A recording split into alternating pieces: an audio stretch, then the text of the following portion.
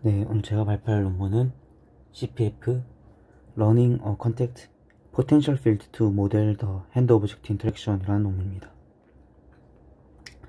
논문에서는 Explicit Context Representation인 CPF라는 것을 제시했고, 그 다음에 Learning Fitting Hybrid Framework인 미호 라는 것을 이제 핸드와 오브젝트 사이의 인터랙션을 모델링하기 위해 제시하였습니다. CPF에서 HO 벌텍스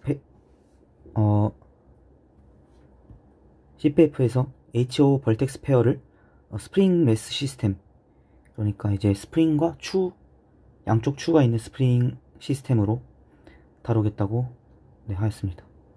다음 인트로덕션입니다. 컨택트를 모델링하기 위해서 컨택트 포텐셜 필드 CPF라는 익스플리시트 레프레젠테이션을 제안하는데요. 이는 그래스프 컨피그레이션 조건에서 핸드와 오브젝트 사이의 컨택트는 멀티핸드 오브젝트 벌텍스 페어 어피니티, 즉 다수의 손 물체간 벌텍스 페어의 유사성을 포함하는 멀티포인트 컨택트라는 아이디어를 기반으로 합니다. 이러한 유사성은 인터랙션 중에 서로 접촉하는 핸드 오브젝트 벌텍스 페어를 묘사하는 컨택트 시멘틱스로 간주됩니다. 노이즈하게 예측된 핸드와 오브젝트가 서로 분리되어 있을 때 저자는 이 벌텍스 페어를 가까이 끌어당기기 위해서 인력을 적용할 것입니다. 손과 물체가 만나는 동안에는 이들이 서로 밀어내고자 하는 청력이라는 리펄전을 적용하게 됩니다. 이러한 어피니티브 벌텍스 페어의 컨택트는 리펄전과 어트랙션 사이의 평형 결과라고 합니다. 이 논문에서 각각의 접촉하는 HO 벌텍스 페어를 스프링 매스 시스템으로 다룰 것입니다. 첫째, 스프링의 두 끝점은 어피니티에서 두 개의 HO 벌텍스가 됩니다. 이러한 방식으로 둘째, 스프링의 탄성 속성은 벌텍스 페어 어피니티의 강도에 따른 또 다른 특성입니다. 이러한 방식으로 저자는 CPF라고 부르는 포텐셜 필드와의 HO 인터랙션을 모델링할 수 있으며, CPF는 움켜쥐는 위치의 최소 탄성 에너지에 의해 결정됩니다. 따라서 접촉 상태에서 HO 포즈를 추정하는 것은 CPF 내부의 탄성 에너지를 최소화하는 것과 같습니다.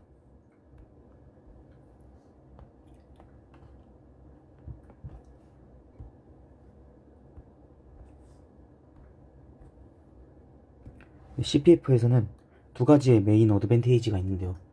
첫째는 프록시미티 매트릭 또는 디스턴스 필드가 있는 컨택트 휴리스틱과 비교하여 CPF가 벌텍스마다의 컨택트 시멘틱스, 그러니까 다른 손 부분의 접촉점을 오브젝트 메시에 할당할 수 있다.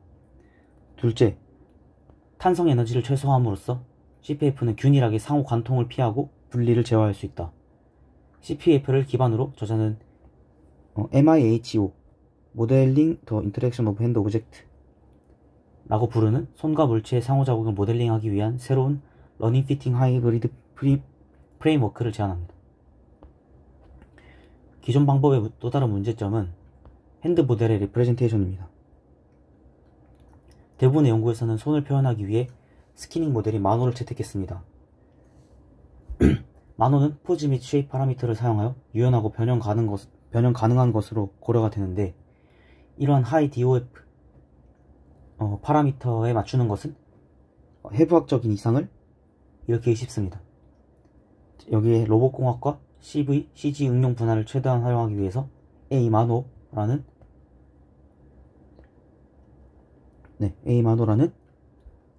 새로운 해부학적 제약이 있는 핸드 모델을 제안합니다. 이는 스키닝 모델의 공식을 상속하고 제한된 트위스트, 스플레이, 밴드 프레임 내에서 핸드 조인트의 로테이션을 제한합니다. 다음과 같은 방식입니다.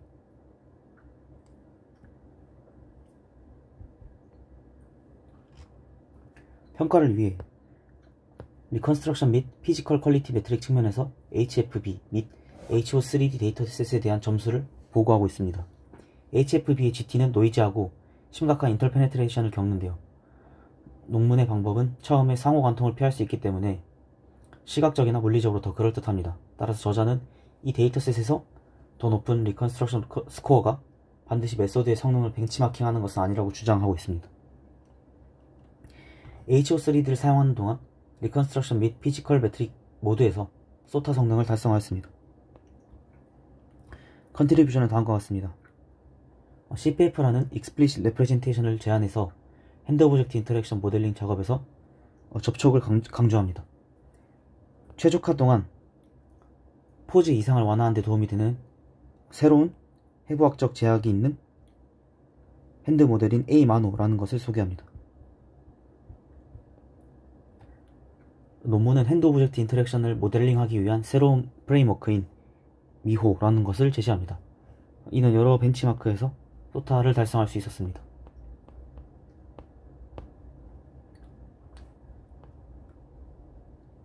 제한된 A-MANO는 포즈 파라미터 세타랑 쉐입 파라미터 베타로 만들어진 파라메트릭 스캐닝 핸드 모델인 마노를 상속합니다. 여기서 세타는 핸드 키네매틱들을 따라 15개의 조인트 로테이션, 그리고 베타는 핸드 쉐입에 대한 PCA 컴포넌트가 쉐입 파라미터입니다. A-MANO와 마노와의 주요 차이는 다음과 같습니다. 첫 번째는 트위스트 스플레이 밴드 프레임 내에서 조인트의 회전축과 각도에 대한 제한, 그리고 두 번째는 송 용력을 송 용력에 대한 세분화에서 앵커라는 새로운 표현을 사용하였다입니다. 마노의 15개 조인트 로테이션에 맞추려면 하이 DOF 리그레이션이 필요한데요. 이는 비정상적인 손 자세를 유발할 수 있습니다. 네. 피겨 7에서 보시면 이것과 같이 비정상적인 손 자세를 유발할 수 있습니다.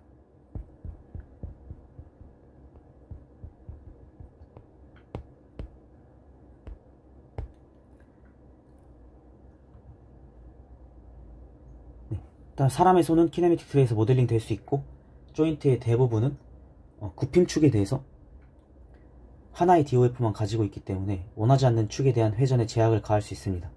따라서 제한된 트위스트, 스플레이, 밴드, 카르테시안 코디네이트 프레임을 키네매틱 트리를 따라 각 조인트에 할당할 수 있습니다. 즉, 각 조인트의 트위스트, 스플레이, 밴드에 대한 정보를 할당하는 것입니다.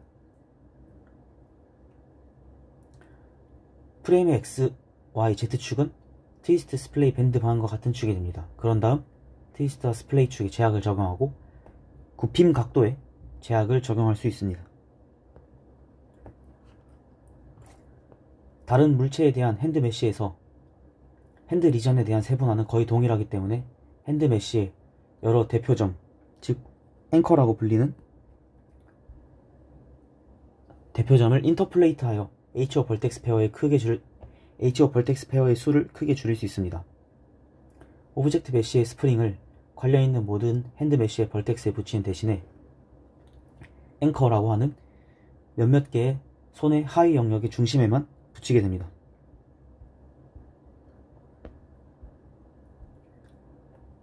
다른 손 부분의 접촉 빈도에 대한 통계에 따르면 먼저 전체 손바닥을 17개의 하위 영역으로 나누고요. 이는 이제 5개의 손가락, 그 다음에 5개 손가락에 대해서 각 3개씩, 그리고 1개의 손바닥 뼈, 그리고 하나의 손목입니다. 이는 오른쪽과 같이 색깔로 표현이 되고 있습니다. 이런 식으로 영역이 나눠지고 있습니다. 그런 다음 각 하위 영역에 대해서 최대 4개의 앵커를 인터폴레이션 합니다. 저자는 그리고 손의 뒷면에 있는 모든 벌텍스를 무시하고 있습니다. 보시면 이 노란색 점들이 전부 앵커가 됩니다.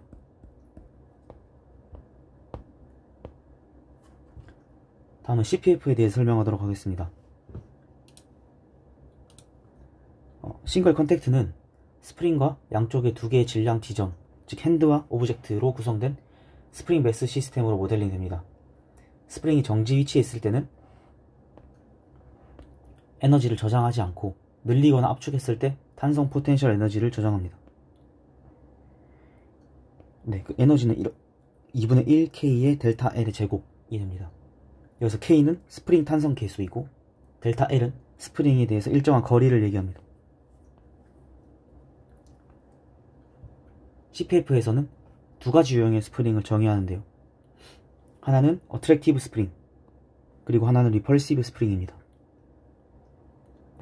어트랙티브 스프링의 목표는 주어진 HO 벌텍스 페어의 연관성에 따라서 핸드 벌텍스 VH를 오브젝트 벌텍스 VO 쪽으로 당기는 것입니다. 리펄시브 스프링의 목표는 VH가 VO 근처에 있을 때 VO의 노말을 따라 VO로부터 VH를 밀어내는 것입니다. 그러니까 즉 VH가 VO 근처에 있을 때 그것을 밀어내는 역할을 합니다. 네, 이러한 정의와는 별개로 어트랙티브 스프링이 특정 HO 벌텍스 페어의 연관성과 결합되어 있는 반면에 리펄시브 스프링은 특정 지점의 HO 벌텍스 근처에서만 효과가 발생한다는 것을 지적하고 있습니다. 먼저 어트랙티브 스프링에 대해 설명하도록 하겠습니다. 논문에서는 어트랙티브 스프링의 이제 나머지 길이를 핸드 벌텍스와 오브젝트 벌텍스가 완전히 접촉하는 경우에는 0이라고 정의하고 디스턴스 매트릭을 유클리디안 디스턴스로 정의합니다.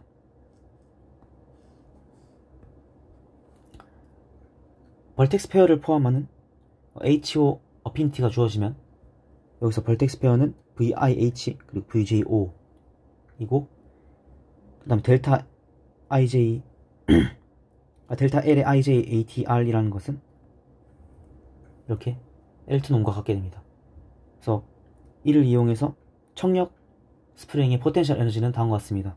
2분의 1의 스프링 개수 그리고 스프링 길이가 됩니다.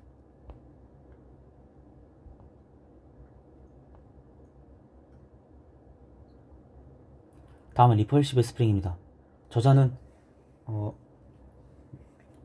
리펄시브 에너지가 핸드 벌텍스가 오브젝트의 근처를 관통할 때 높지만 핸드 벌텍스가 물체에서 멀어짐에 따라서 점차적으로 감소하고 최종적으로는 이를 무시할 만한 수준으로 만들기 위해서 이제 리펄시브 스프링을 정의합니다. HO 벌텍스가 주어지면 이를 모델링하기 위한 리펄시브 스프링을 다음과 같이 정의하는데요. 청력 스프링이 리펄시브 스프링이 오브젝트 노말을 따라 플러스 무한대에서는 0이 되게끔 가정합니다. 그리고 휴리스틱 디스턴스 매트릭을 채택하는데 이는 길이를 다음과 같이 정의하고요. 네, 여기서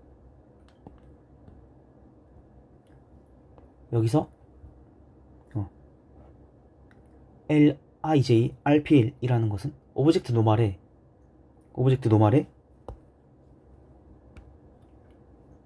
핸드 오브젝트 벌텍스 사이의 거리를 프로젝션하는 값이 되는데, 이러면 이제 이 식이 거리가 멀어질수록 작아지고 가까워질수록 커지게 되는 그런 효과를 가지게 됩니다.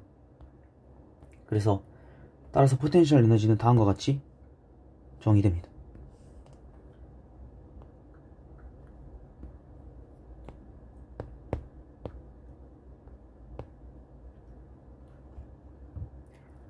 모든 어트랙티브와 리펄시브 스프링을 모아서 자연스러운 그래프를 형성하는 것은 탄성 에너지를 최소화하는 것 같습니다. 방금 앞에서 언급했던 것처럼 핸드 벌텍스는 하이 영역의 앵커로 단순화될 수 있으며 이는 CPF 내부에서 학습 및 피팅의 어려움을 크게 완화합니다. 따라서 리펄시브 스프링의 경우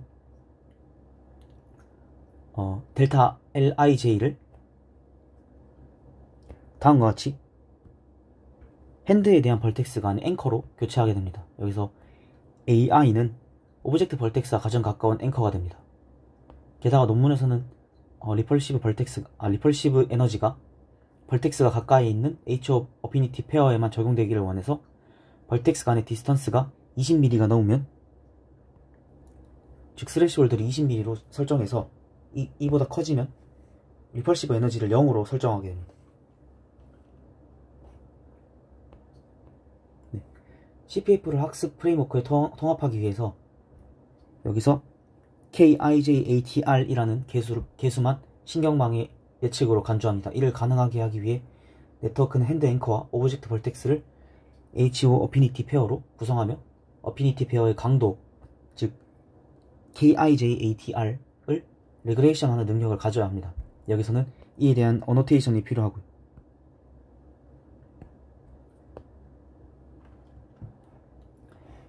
GTHO 포즈와 메쉬 모델이 주어지면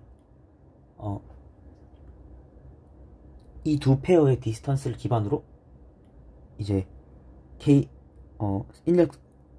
어트랙티브 스프링의 탄성 개수에 어노테이션을 달았습니다. 각 AI가 여러 애피니티 페어에 속할 수 있으므로 저장한 GT에서 각 스프링이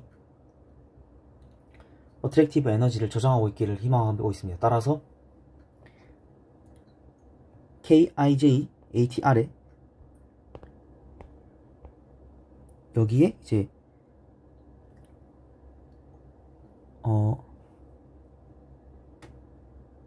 아까 전에 말씀드렸던 그 랭스와 이 랭스와 인버스 되는 그런 반비례 관계인 어떤 값을 저장하고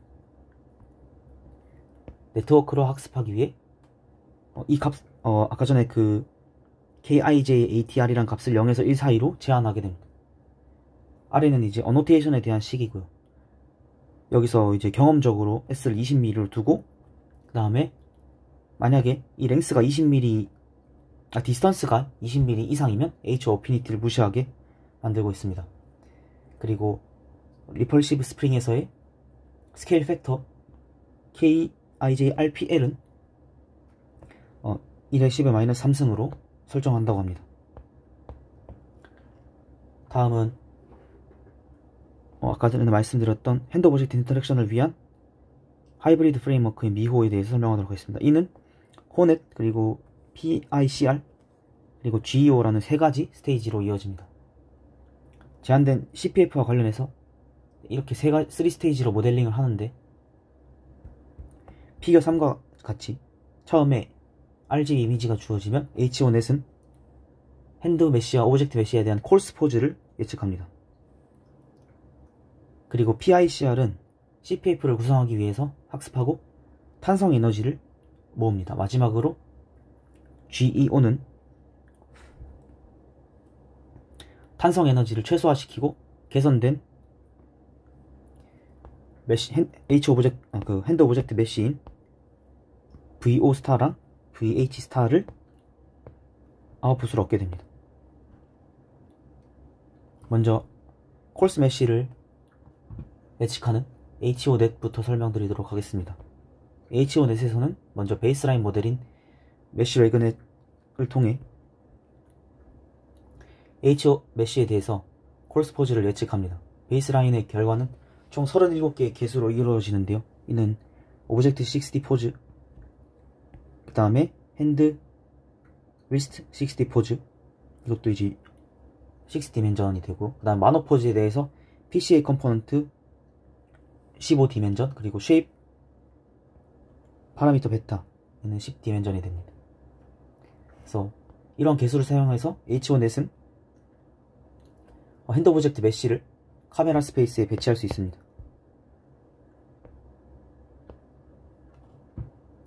HONet에서 핸드 오브젝트의 콜스 메쉬를 사용해서 PICR은 먼저 핸드 앵커와 오브젝트 벌텍스를 HO 어피니티로 묶은 다음에 어피니티를 설명하는 스프링 탄성을 레그레이션하여 CPF를 복구하는 방법을 학습합니다.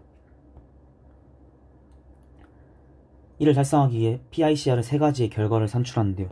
첫 번째로는 이제 벌텍스 컨택트라고 불리는 이것은 오브젝트의 어떤 벌텍스가 손과 접촉하는가, 그 다음에는 이제 컨택트 리전이고, 얘는 VC에서 얻은 벌텍스와 접촉할 가능성이 가장 높은 서브 리전을 결정한다 입니다. 그리고 마지막으로 앵커 엘라스틱시티는 어트랙티브 스프링의 탄성을 나타냅니다. 이 3가지를 사용하면 피겨 4처럼 CPF를 복구할 수 있습니다. 먼저 벌텍스 컨택트에 대해서 설명드리도록 하겠습니다. PICR의 첫 번째 결과 VC는 오브젝트 버텍스의 접촉 확률을 나타내는데요. 구체적으로 VCJ는 j 번째 오브젝트 벌텍스 VJO와 손과 접촉하고 있음을 암시하는 확률입니다. 로스 펑션은 다음과 같습니다. 여기서 바이너리 포컬 로스를 사용하였고, GT일 경우에는 이 FI가 FJ가 PJ가 같고 그 외에는 1-PJ와 같습니다. PJ는 VCJ에서의 예측 확률입니다. 그리고 이 아이덴티티 펑션은 벌텍스 VJO가 이미지 안에 있는지 여부를 나타냅니다. 그리고 AIJ는 원래 포칼로스에 사용하듯이 클래스 빈도의 역수로 설정하였고요. 그 다음에 감마는 경험적으로 2를 세팅했다고 합니다. 컨택트 리전입니다. 컨택트 리전은 VC로부터의 벌텍스가 접촉할 확률이 가장 높은 핸드 서브 리전을 결정하는 것입니다. 구체적으로 CRJ는 17개의 핸드 서브 리전에 대한 VJO의 어피니티를 담고 있습니다. 즉 CRJ는 17개의 확률 값을 들고 있고요. 로스 펑션은 다음과 같습니다. 네, 여기서 TJ는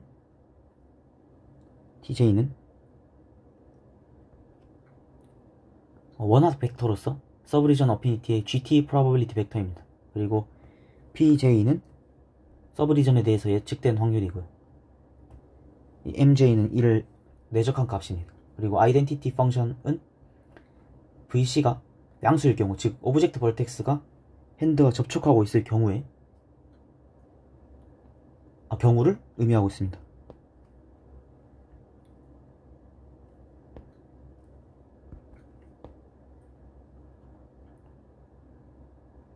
다음은 앵커 엘라스틱시티입니다.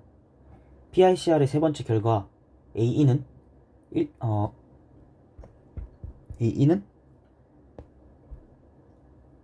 어트랙티브 스프링의 예측 탄성, 즉 KATR을 나타냅니다.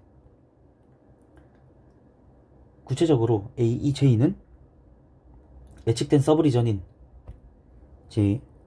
아그벡스 CRJ에서 VJO를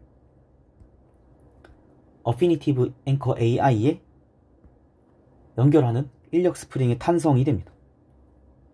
손실 함수로는 바이너리 크로스 엔트로피를 사용합니다.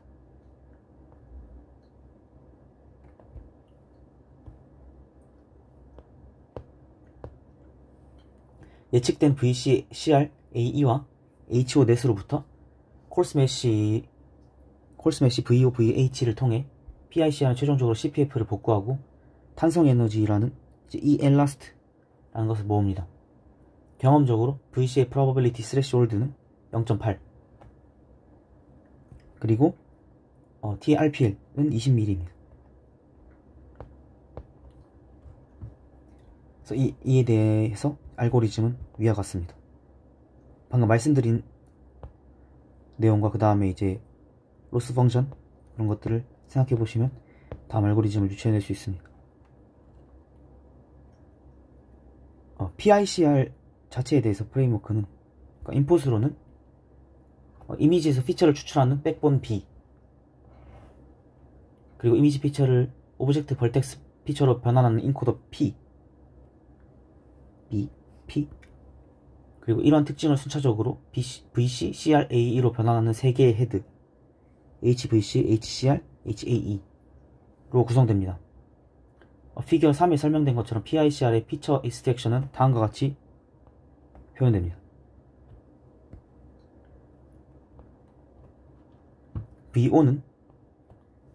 여기서 VO는 오브젝트 벌텍스 피처, B는 아워글래스 네트워크고요. 그 다음에 파이는 카메라 프로젝션, 그 다음에 F는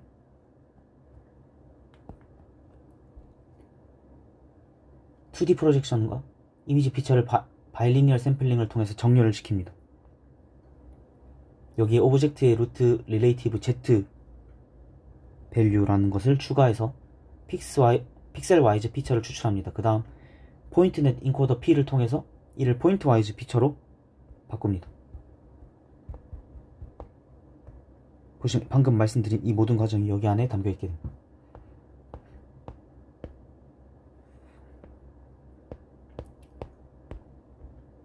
마지막으로 그래스핑 에너지 옵티마이저 GEO라는 것에 대해서 설명드리도록 하겠습니다. 그래서 비팅해야 되는 부분은 이제 GEO는 복구된 CPF를 따라서 HO 포즈를 개선하는 것을 목표로 합니다.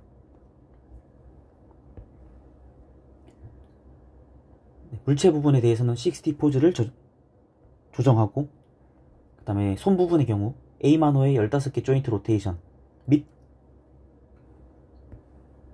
그 다음에 리스트 포즈를 조정합니다. 옵티마이즈를 하는 도중에 비정상적인 핸드 포즈를 완화하기 위해서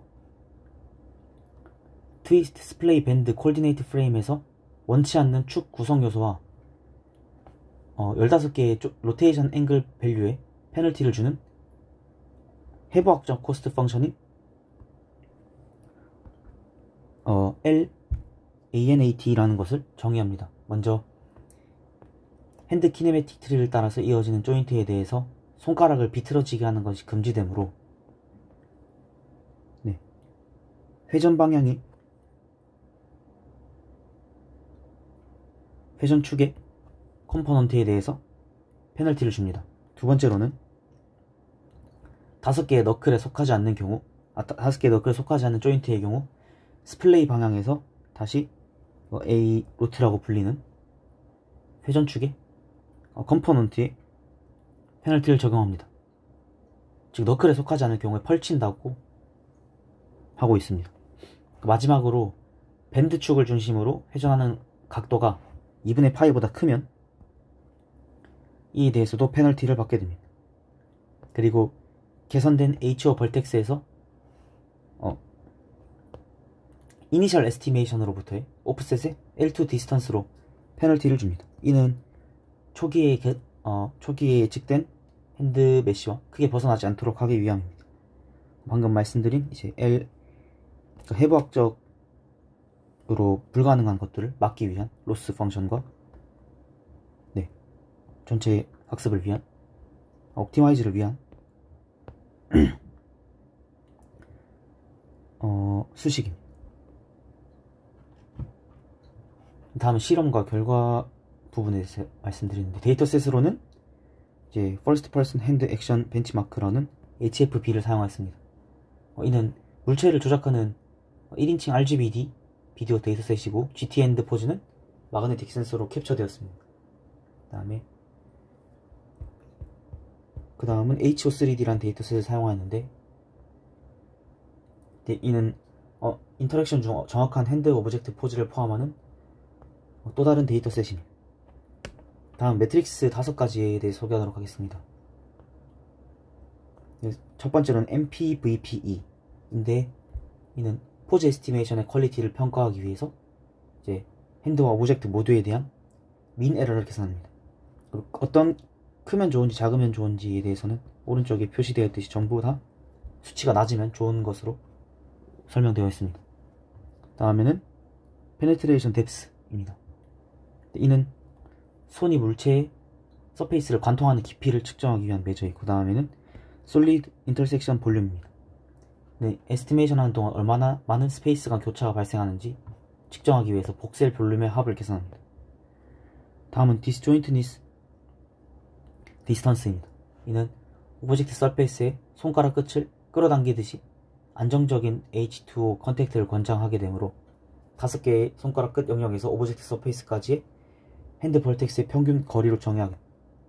그 다음 추가적으로 그래스프 스테빌리티를 평가하기 위해서 시뮬레이션 디스플레이스먼트라는 매트릭도 사용하게 됩니다.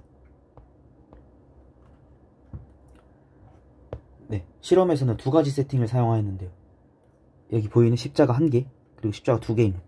십자가 1개는 핸드 언론, 즉 H1S로부터의 초기 프레딕션으로 오브젝트를 고정시키고 GEO로 핸드 포즈만 최적화하는 것.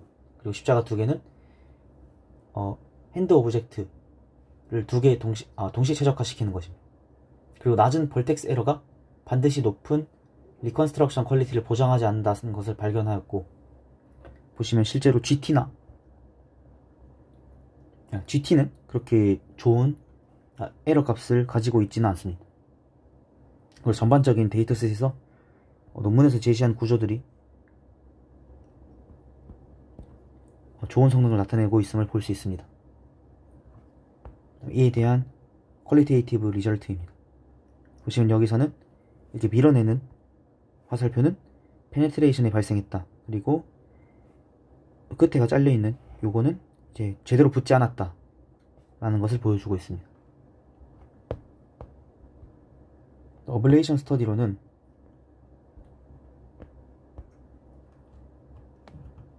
어블레이션 스터디를 통해서 CPF와 A만호의 효과를 추가적으로 평가합니다. 네, 보시면 MIHO를 사용해서 결과들이 전부 좋아짐을 보이고 있습니다. MIHO는 아까 말씀드렸던 하이브리드 모델입니다. 그리고 리펄시브 스프링을 사용하지 않았을 때, 즉 어트랙티브 에너지만을 사용했을 때 와의 비교를 위해서 또 어블레이션 스터디를 진행하였는데요.